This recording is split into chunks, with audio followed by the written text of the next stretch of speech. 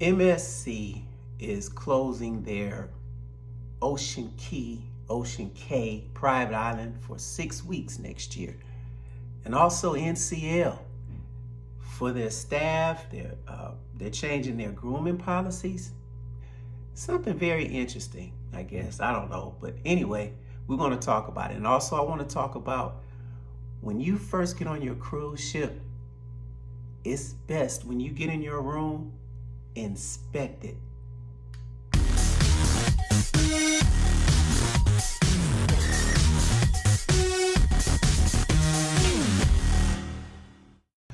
Welcome back to Vet Hat Travels and Eats. I'm your host, Thomas, and I want to wish everyone a happy 4th of July.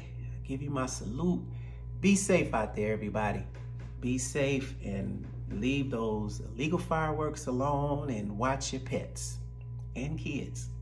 All right, I want to talk to you quickly about MSC. I love MSC, as you know. But MSC will be closing Ocean Key next year, just for 6 weeks.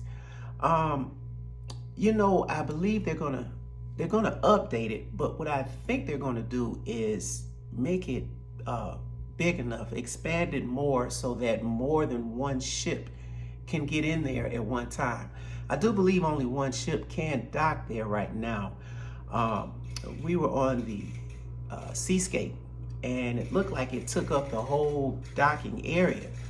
So now MSC is coming out with that new ship, the World America, and it will be in Miami in 2025. So it will too also be visiting Ocean Key. Now my thing is, that ship holds over 6,700 passengers, and something like, let's say if the Meraviglia want to pull up at the same time. Let's say that the World America is going to Ocean Key, is docked there, and then you may have another ship. Let's say the Meraviglia. Meraviglia holds like 5,600 passengers. So that technically is going to be over, 11,000 guests on the island. Now the island is big, but it's small. The reason why I said it's big is because right now there's a lot of walking involved. If you don't choose to use the little transportation there, it's a little walk. Then to the lighthouse, it's a little walk. But I think what they're going to do is add more beach area. They're going to add more room to the yacht club, because the yacht club it's a nice size. But if you get 2 ships in there or more, they're going to have to expand it. So I understand, to keep things running right, you have to update it sometimes, and since cruising is a 24/7, 7-day-a-week business, there has to be some downtime, to expand. So, hey, MSC, do your thing. I can't wait to get back there. But yeah, the dates, let me give you the dates. Now, they say that the dates are going to be from April 7th, 2024 through my birthday, 5/22/24. Yeah, May 22nd is my birthday, and what better way to celebrate it on Ocean Key if I can get there? So I just, I'm excited. Now, while this is shut down, those 6 weeks while the island is going to be shut down, it's going to affect some ships like the Seashore, the Seascape, the Divina, and Meraviglia are all going to be affected. Now, check with your travel agent, because what I've been hearing is that MSC will, of course, they're just going to divert and go to another island. I don't know which ones exactly. I heard one of the Honduras or something, but it just depends, And I'm pretty sure they're going to, go to a nice spot, and it's just 6 weeks. That's not a lot of time. If you think about it, they could be shut down for a year, but they're not going to do that. They're just 6 weeks, and they're going to do what they have to do and, go from there. So, yeah, I'm just hoping that, it just won't get too confusing. Now, what I am looking forward to is maybe the I don't know. I don't know. Maybe that beach up there up front, if you ever been there. If you ever been to Ocean Key, let me know in the comments below. How did you like it? You know, did you have fun? Were you in the yacht club side, or did you go to the beach right there and, you know, where the ship docks? Because that's a beautiful area right there.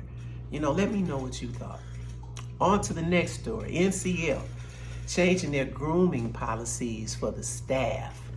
Now, honestly, I've been on NCL, plenty of NCL ships. I never really noticed that, you know, the men didn't have mustaches, because what I've been reading is that now NCL is going to allow men to have mustaches. But what's going to happen is it has to be groomed right. Like, you can't have hair on your lip.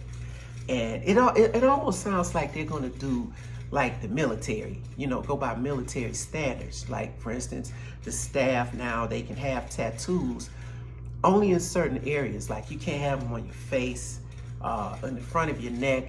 Like, for me, I have a tattoo on my neck of an anchor. You know, I was in the Navy, of course. I got one on my neck. If I was working on that ship, I think this would be satisfactory. I just couldn't have anything here. And they don't want anything like derogatory, or, you know, something that's going to be sexist, racist, some type of association with a gang or anything like that, you know, which is understandable. You know, they can have them on the leg. So, hey, hats off to NCL. You know, you want to make your staff comfortable too, because they're serving everybody. They're the ones out there greeting the guests, taking care of the guests or the passengers, you know, making sure that they're good. Well, the staff also should be able to feel better, as long as it's respectful. It has to be respectful. Let me know in the comments below, what do you think about that? You know, NCL allowing the mustaches to come in now and the tattoos to be displayed, only in certain areas though. So, you know, that's going to be very, very interesting. Point number 3, what I want to talk to you about real quickly is, you know, when you get on your ship, you've been waiting in that lobby and you get on your ship, the very first things that you usually do is you go eat. You know, you get on the ship, you go eat. When you finish eating, then you go tour the ship. You know, usually you want to walk around, especially if you've never been on this particular ship. You just want to walk around and get to know everything, because your room isn't ready. Then when your room is ready, very first thing you're going to do is make a beeline to your room, because you're excited to see what your room is like. Now, to my followers out here, to the Vet Hat family, listen, what I want you to do is, when you get into your room, and it's just not limited to the ship's room, like your stateroom. It should be a hotel room. If you go over somebody's house to spend a night, same scenario. Inspect the room. Look through everything. The reason why I'm saying that is because, you know, watching the internet, I'm seeing a lot of things of where there's been some issues with staterooms. Now, if you think about it, when you board the ship on your boarding day, that's known as turnaround day. Turnaround day means that the previous travelers are getting off and the new set of travelers are getting on. The thing is that there's not a lot of time between the getting off and the getting on. There's not a lot of time there, you know, giving the steward time enough to clean the rooms thoroughly and look over everything. I don't know, it just seems like a very hard task to me to do it right. But watching the internet, I've been seeing where people have left things in the rooms. I'm not going to say what ship, but you know, there could be bugs in there. There could be anything, you know, just anything hidden in those rooms. And if it's damaged or anything, or if anything is defective, if you don't report it that day, they might try to put that on you, saying that you did it. So it's probably best that when you get on the ship, you inspect that room thoroughly, or in a hotel room, Inspect the room thoroughly. Because I'll give you another example. Right down here on the Las Vegas Strip, you know, some of those beautiful hotels that you see on TV, a lot of those hotels, a lot of them have bed bugs in them. You're not going to hear about it. Of course you won't hear about it.